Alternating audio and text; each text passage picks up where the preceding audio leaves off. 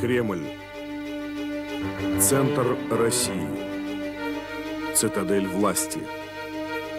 Больше 5 веков эти стены не только надежно скрывают государственные тайны, но и защищают их главных носителей.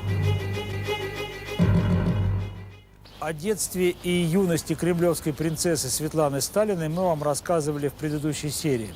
Прервались, напомню, в тот момент, когда повзрослевшая и похорошевшая Светлана влюбилась в 40-летнего сценариста Люсю Каплера.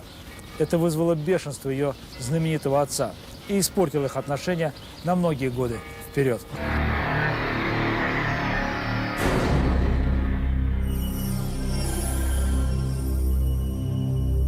В 1953 году на съезде Союза писателей Светлана вновь встретила свою давнюю любовь Алексея Каплера. Она была свободна, и у них разгорелся бурный, настоящий взрослый роман. Беда в том, что не свободен был Люся Каплер. В силу своего характера Светлана решила помочь возлюбленному и отправилась к его жене, Валентине Токарской. В мае 1944 года Светлана выходит замуж за Григория Морозова. Гриша был старым другом Василия Сталина.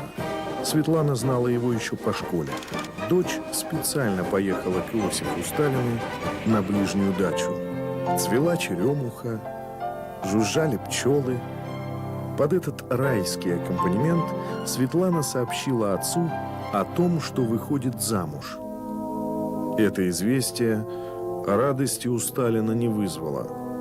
Возможно, еще и потому, что Григорий был евреем. Отец сказал Светлане: «Черт с тобой, делай, что хочешь, только чтобы дома у меня я его не видел. Слишком он расчетлив, твой молодой человек. На фронте ведь страшно, там стреляют, а он, видишь, в тылу окопался». Это был первый побег Светланы Сталиной. Пока из Кремля, в знаменитый дом на набережной, в собственную семью. Отец не возражал против ее замужества, а значит, не надо было думать, где и на что жить молодой семье. Не нужно было и думать, как растить ребенка, который появился на свет весной 1945 года. Его растили 2 няни. Сталин, узнав, что скоро опять станет дедом, не только помог с квартирой в доме на набережной, но и разрешил Светлане жить в ее любимом Зубалово. Правда, для этого понадобилось опять выпрашивать аудиенцию у главы государства, своего отца. Светлана строго выполняла наказ Сталина и делала все, чтобы он не видел ее мужа, а заодно и сама держалась подальше от душной атмосферы Кремля. Просьб к отцу у нее не было. Все проблемы на тот момент были решены. Война близилась к концу, брат Василий шел в гору, ордена, медали, звания. Он уже был генералом, но все больше и больше пил. Слухи об этом доносились со всех сторон. С ним Светлана тоже не искала встречи. Она, наконец-то, вырвалась на свободу. Когда она вот уже стала самостоятельным человеком, когда она уговорила отца, что вот как бы ей выехать из Кремля и иметь свою собственную квартиру. Марфа Пешкова, подруга Светланы Сталиной. В университете у нее образовалась совершенно новая компания, совершенно новых людей, людей, которые были именно связаны и с литературой, с историей. Именно в университете Светлана подружилась с разными людьми. Среди них были Синявский, Даниэль. В квартире дочери Сталина теперь бывали те, кто мыслил другими категориями, нежели все вокруг. Они говорили о запрещенных вещах, мечтали о свободе. И в этой компании, похоже, Светлане иногда становилось неловко, что она дочь Сталина. Рассказал племянник Алексея Толстого. Рассказывает Марфа Пешкова. Он говорит, мы там очень у него весело проводим время. И, надо сказать, очень интересно, потому что вот кто-то читает стихи, кто-то читает свои произведения, мы это обсуждаем. Но когда мы там у нее встречаемся, она портрет отца, который висит у нее на стене, переворачивает. Обратим внимание на эту деталь. Поступок для Светланы очень характерный. Совсем скоро она так же, как портрет отца, перевернет и страницу своей совместной жизни с Григорием Морозовым. Для развода с Григорием Морозовым было несколько причин. Во-первых, отношения самого Сталина, который так ни разу и не видел своего зятя. Во-вторых, вдруг испортившиеся отношения между давними друзьями Гришей и Василием Сталиным. И, наконец, многочисленные родственники Гриши Морозова, которые толпились в квартире в доме на набережной с постоянной просьбой пристроить куда-нибудь своих детей. Все закончилось просто. Однажды Григория не впустили в Кремль, а Василий взял паспорт сестры и через несколько часов вернул его в абсолютно девственном виде, будто бы Светлана никогда и не была замужем. От брака остался симпатичный мальчик Иосиф, Ося. Даже Сталин, однажды увидев внуков Зубалова, сказал: «А сынок у тебя хорош, глаза у него хорошие». Зато отец Григория Морозова, дедушка Оси, вскоре был арестован и провел в ссылке 6 лет. Сионисты подбросили тебе твоего муженька. Все упрекал Светлану отец, рассказывает Элеонора Микоян. Я говорю, как же вы так хорошо жили, в общем, такой хорошая какая-то пара была. Ну, вот она говорит, что, знаешь, говорит, в конце концов, говорит, отец у меня один, а мужей может быть много. В те годы Светлана видится с отцом редко, но часто звонит и пишет ему длинные, совсем неофициальные письма. «Здравствуй, дорогой папочка. Я никогда еще так не радовалась, как в тот день, когда получила твое письмо и мандарины. Отец, когда отдыхал на юге, всегда присылал дочери подарки, чаще всего южные фрукты. В этом же письме звучат отголоски сложных взаимоотношений брата и сестры. Вспомни, что на меня тебе наговорили. И кто? Ну, черт с ними», пишет Светлана отцу. Наговорщиком она называет брата Василия, но тему не развивает, а заканчивает письмо словами любящей дочери: «Все-таки жду тебя в Москву. А может быть, папочка пришлет мне еще одно такое же хорошее письмо. Целую моего папочку». Письмо написано 1 декабря 1945 года. Потом Светлана будет утверждать, что ее с отцом в то время почти ничего не связывало. В 1947 году, после развода со своим первым мужем Григорием Морозовым, Светлана по непонятным причинам отказывается от выстраданной свободы, к которой она так стремилась, и переезжает из дома на набережной обратно в Кремль, в Однодзор. Известно точно, что никто силой не заставлял ее это делать. Во всяком случае, она никогда этого не говорила. Вот на скуку Светлана жалуется. Вновь говорит об удушливой атмосфере Кремля, о том, что квартира похожа на склеп, но попыток выехать за Кремлевскую стену пока не предпринимает. В 1947 году после денежной реформы отменили бесплатное содержание семей членов Политбюро. Сталин, как глава правительства, стал получать очень приличный оклад. Светлана же, наоборот, часто оказывалась без денег и вынуждена была занимать их даже у бабуси, которая получала, в свою очередь, сержантский оклад. Отец и дочь в то время виделись достаточно редко, но при каждой встрече Сталин давал Светлане деньги. Она вначале отказывалась, а потом деньги все-таки брала. В том же 1947 году Светлана впервые после долгого перерыва отдыхает с отцом на холодной речке в Гаграх. Они смотрят вместе кино, иногда гуляют. Светлана читает ему вслух газеты и журналы. Они пытаются говорить, но не слышат друг друга. Почти по всем вопросам у них разные точки зрения. Вечерами Светлану утомляют одинаковые застолья с товарищами отца по партии, их истории, которые она слышала по 100 раз, и вновь прогулки с отцом, который жалуется ей, что очень устал, что хочет покоя. Светлана и сама видит, что он чувствует себя неважно. Проведя 3 недели в кругу вновь обретенной семьи, Светлана возвращается в Москву. В университете начинались занятия. В это время она старается чаще писать отцу. То и дело посылает длинные, полные любви и заботы письма. В ответ получает записки, более похожие на телеграммы. «Здравствуй, Света. Получил твое письмо. Хорошо, что не забываешь отца. Я здоров. Живу хорошо. Когда свой дом кажется чужим и казенным, окна чужих квартир с кремовыми шторами и зеленой настольной лампой излучают тепло и уют. Вот такой уютной и теплой показалась Светлане квартира Ждановых.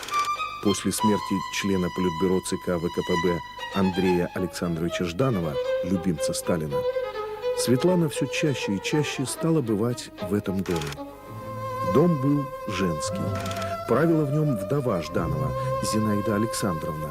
Рядом были ее сестры. Они воспитали чудо-мальчика Юру, который в 24 года был уже кандидатом философских наук. Светлана и Юрий начали встречаться и как-то рассудочно решили, в конце концов, пожениться. Это был типично династический брак, так считает Светлана. Правда, ее племянница, дочь Якова Сталина Гуля, помнит, как Светлана в роскошном белом платье невесты сияла счастьем и повторяла: «Мой Юрочка лучше всех». Он производил очень приятное впечатление. Такой спокойный, умный парень, веселый при этом. Степан Микоян, сын члена Политбюро ЦК ВКПБ Анастаса Микояна. Он имел 2 образования, философское и химическое. Кроме того, играл на рояле очень прилично. Этот брак Сталин одобрил. На ближней даче уже достраивали 2-й этаж, и отец предложил всем детям переехать к нему. Светлане про дом Ждановых он сказал: «Там тебя бабы съедят. Там слишком много баб». Сталин вообще недолюбливал жену Андрея Жданова. Но дети как-то дружно от предложения отца отказались, а новый муж Светланы даже слышать об этом не хотел. Благо, что квартирный вопрос перед Светланой никогда не стоял. Она вышла замуж за Юрия Жданова. Рассказывает Владимир Аллилуев, племянник жены Иосифа Сталина Надежды Аллилуевой. Потом, значит, ей дали квартиру в 9-м подъезде того же дома, на 4-м же этаже, и у нас были даже общий балкон с ней. С новым мужем Светлана вернулась в старый дом, в дом на набережной, где раньше она жила с Григорием Морозовым, но тогда в 7-м подъезде. Брак опять оказался недолгим и не очень счастливым. Муж все время работал, приходил домой очень поздно, а Светлана вновь скучала. К тому же зимой 49-50 годов она тяжело болела. Это было связано со 2-й беременностью. 1,5 месяца она провела в больнице, но ребенок родился недоношенным. Девочку, появившуюся на свет, назвали Катей. Уже тогда, в мае 50-го года, Светлана вновь думает о побеге. Она вдруг поняла, что отец был прав, когда предупреждал ее о том, что в семье Ждановых ей будет неуютно. Муж Юрий не хотел отрываться от кремлевской квартиры Ждановых, от дома своих родителей. К тому же в этом доме обижали и ее бабусю, считая ее некультурной старухой. А когда старая няня однажды приехала на дачу Ждановых повидать Осю, ее вообще приняли как дворничиху. Она мне рассказала, что такая какая-то очень мрачная обстановка там, что Зинаида Александровна такая властная, значит, она как-то так над ней все время стоит, как бы. И такая обстановка и мебель такая черная, какие-то там диваны. Ну, собственно, я это видела, кожаные такие, темные все. И, в общем, она говорит, мне там тяжело. И вот милый и уютный дом старинных друзей оказывается пропитанным формальной ханжеской партийностью, самым махровым бабским мещанством. Светлану теперь раздражает все, что совсем недавно приводило в восторг. Сундуки, полные добра, безвкусная обстановка, сплошь из вазочек, салфеточек и копеечных натюрмортов. Тот самый Юрочка, который в день свадьбы был лучше всех, оказался маменькиным сынком и сухарем. И еще одна, на наш взгляд, очень важная причина, из-за которой Светлана Сталина совершила очередной побег, на сей раз из дома Ждановых. В нем Ситанка не могла быть хозяйкой. Вообще годы с 49 по 52 были для нее очень тяжелыми. Болезнь, преждевременные роды, развод и учеба. Светлана заканчивает исторический факультет и вроде бы поступает на филологический. Хотя, когда она училась на нем, неясно. Потому что в одном из писем в 1952 году она сообщает отцу, что учится в аспирантуре Академии общественных наук.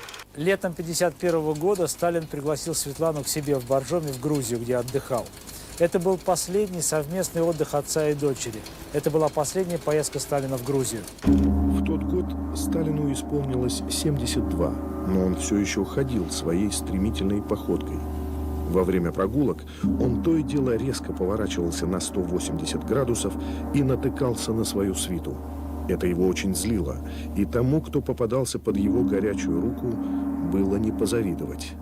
Сталин завтракал и обедал вместе с дочерью в саду под каким-нибудь деревом и иногда позволял себе вспоминать прошлое.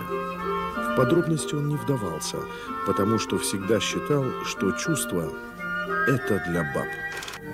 В Москву Светлана и Василий уехали раньше, оставив отца в Грузии до осени. По дороге они заехали в Горе.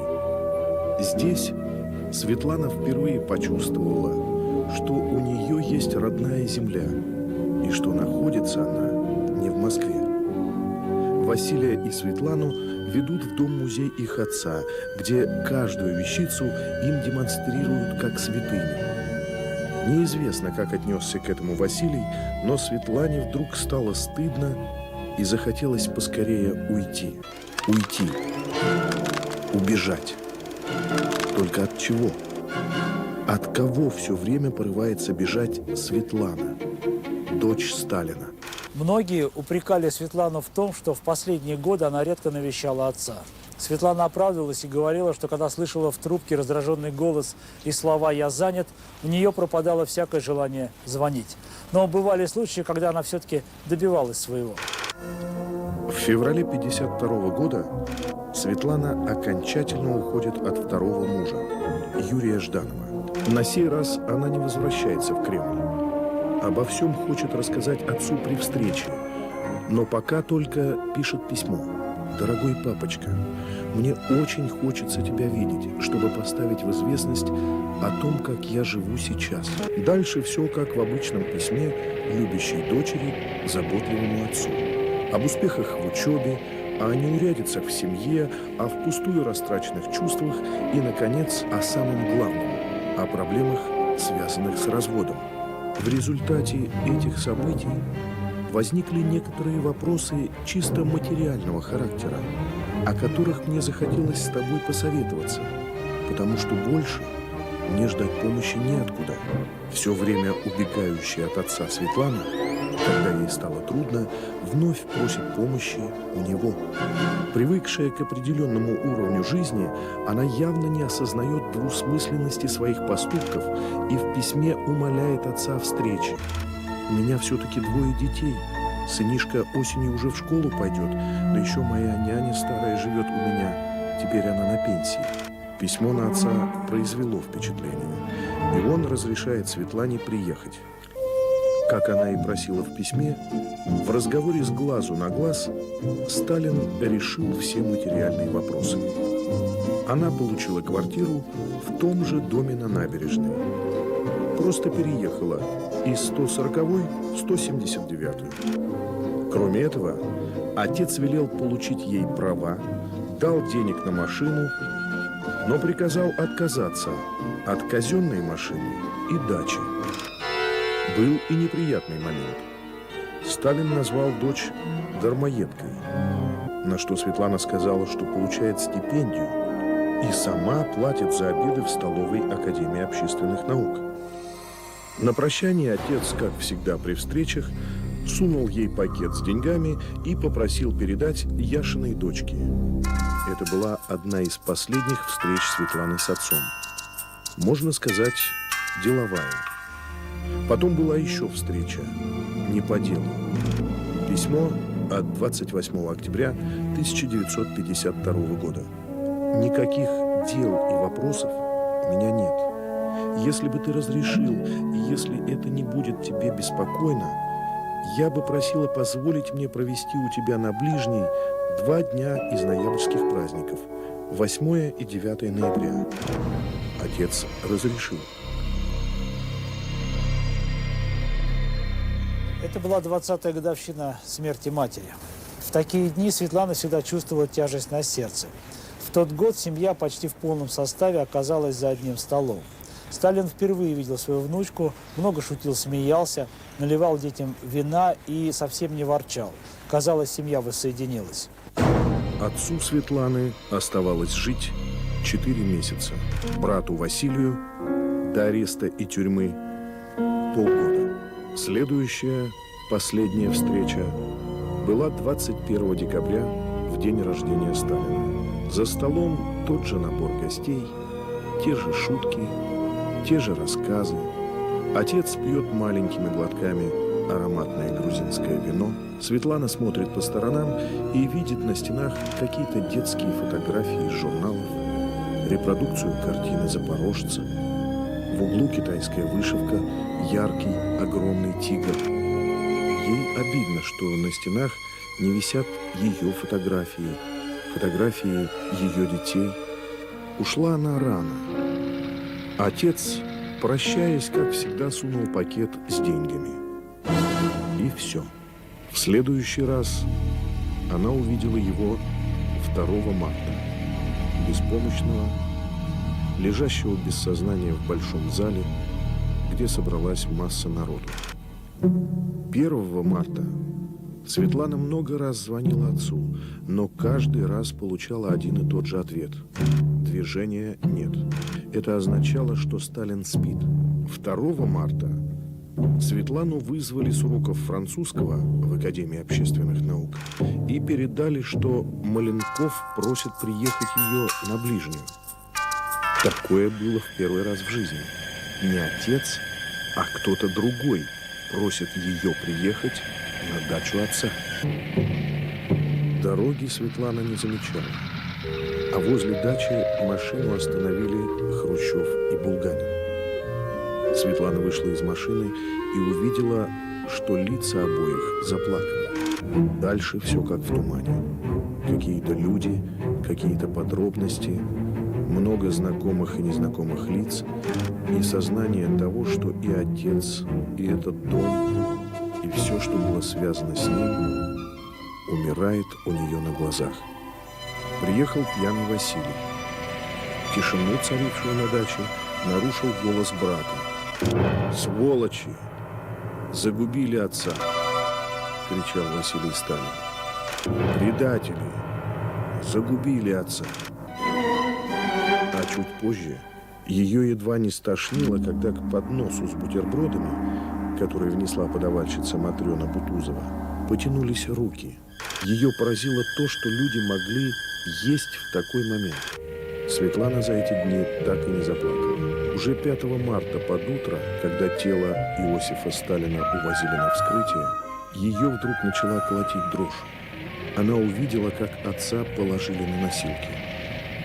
Только когда дверцы захлопнулись и машина скрылась из виду, Светлана уткнулась лицом в грудь Николаю Булганину и зарыдала.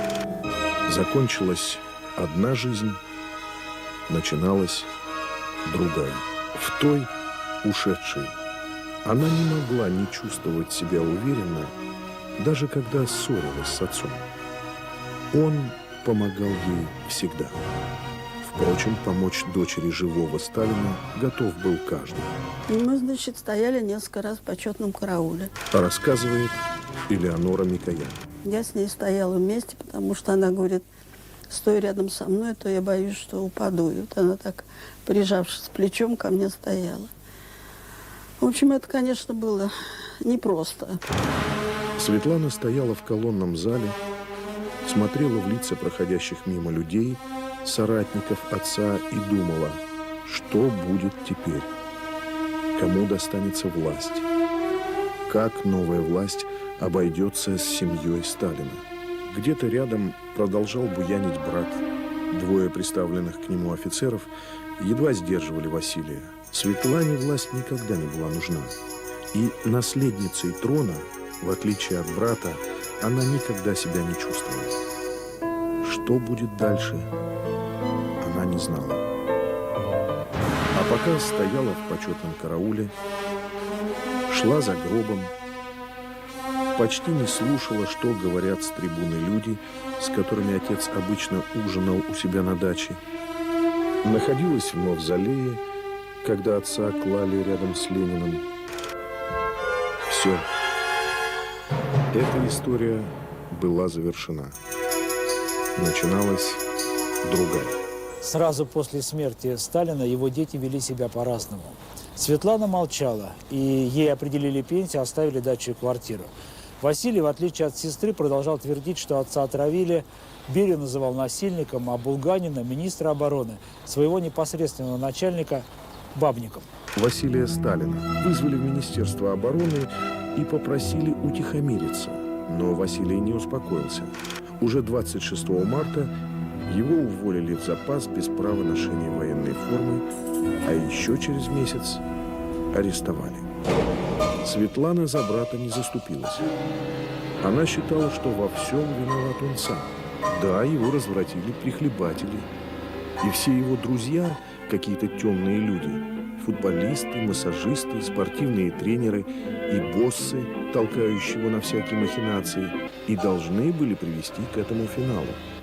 Светлане же никогда не были нужны огромные дачи, государственные средства и шумные гулянки. Именно поэтому вскоре после смерти отца она пишет письмо председателю Совета министров СССР Георгию Маленкову, в котором благодарит партию за заботу о ней и ее детях и отказывается от закрепления дачи Волынская с обслуживающим персоналом, от временного денежного довольствия в размере 4000 рублей в месяц. Далее она просит дать ей возможность снимать за свои деньги на летний период 2-3 комнаты в дачном поселке Жуковка. Это письмо напоминает частые разговоры с отцом, когда он предлагал взять деньги, а Светлана всегда сначала отказывалась. В Кремле ей объяснили, что дочь Сталина обязана получать пенсию и вообще получать все, что полагается. Сначала она получила такую довольно большую двухэтажную дачу. Артем Сергеев, приемный сын Иосифа Сталина. Потом сама попросила, чтобы ей дали самую маленькую дачу. Это она мне говорила, не хочу я в этой большой совнаркомовской даче. Светлана вновь пытается бежать. Теперь уже от наследников отца, от распределителей, казенных вещей, машин. И только Кремль все так же виден из окон ее дома. А в Кремле творились захватывающие дух дела. Сначала по русской традиции раздел власти на 3, потом арест и расстрел Берия, и, наконец, приход к власти Хрущева и его закрытый доклад на 20-м съезде партии в 1956 году. Светлана прочитала доклад Хрущева в квартире Микояна. Это случилось в феврале. Анастас Иванович прислал за ней машину, встретил ее у себя дома на Ленинских горах, в библиотеке, и протянул стопку страниц. Светлана в одиночестве прочла секретную речь. По сути, ничего нового. Похоже на историю ее семьи, рассказанную человеком, не любившим отца. Здесь смерть дяди Кирова, описание страданий ее теток, совсем недавние события начала 50-х, зловещая роль НКВД, Берии и мрачная тень ее отца. Светлана вошла в столовую, где ее ждали Степан Микоян с женой.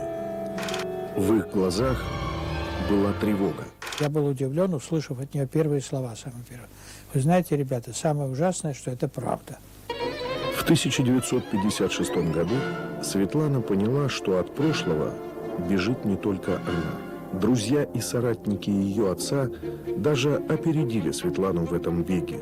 Можно предположить, что Светлане нелегко было жить в те годы с фамилией Сталина. И не случайно сразу после 20-го съезда она решается на смену фамилии.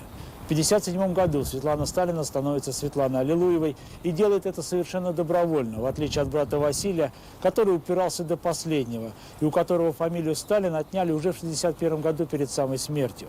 Стоит ли гадать, почему Светлана не поменяла фамилию, например, в 1947 или в 1953 году? Побег из семьи продолжался. Светлана пишет письмо с просьбой об обмене фамилии в канцелярию Президиума Верховного Совета. Председатель Президиума Климент Ворошилов, друг и соратник отца, тот самый, который в день самоубийства матери ездил на лошади на Красной площади, говорит Светлане: «Ты правильно сделала». Ее поступок одобрили. Но все-таки почему же сейчас, именно сейчас, когда фамилию Сталин требуют на каждом углу? И почему она переходит на фамилию матери, а не на фамилию своего нового мужа, Джона Сванидзе? Потому что образ матери для Светланы святой навсегда. А мужья... Не менять же действительно фамилию каждый раз, когда хочется переменить обстановку и в очередной раз сбежать от чего-то. Итак, Светлана разделяет мнение партии и правительства. Она вместе с народом, вместе с теми женщинами, которые сменили свои имена Сталина на обычные русские имена: Наташа, Татьяна, Катя. Она и замуж выходит за сына людей, пострадавших от злой воли ее отца. С Джоником Сванидзе Света была знакома с раннего детства. Его родители, Алеша и Мария Сванидзе, были друзьями Иосифа Сталина. Именно они воспитали Якова Джугашвили, старшего брата Светланы. Но они, как и все родственники вождя, слишком много знали. Сначала их посылают в разные лагеря, а затем Алешу Сванидзе расстреливают. Говорят, что ему перед расстрелом предложили извиниться перед Сталиным. Он отказался. «Смотри, гордый какой», — сказал Сталин, узнав об этом. После расстрела отца 16-летнего Джоника помещают в казанскую психушку, где он проводит 5 лет. Оттуда отправляют на медные рудники Джесказгана, а затем Сталин, как оказалось будущему зятю, определяет новую меру наказания – пожизненное поселение в Сибири. В 1956 году Джон возвращается в Москву, а в 1957 женится на Светлане. Неисповедимы пути твои, Господи.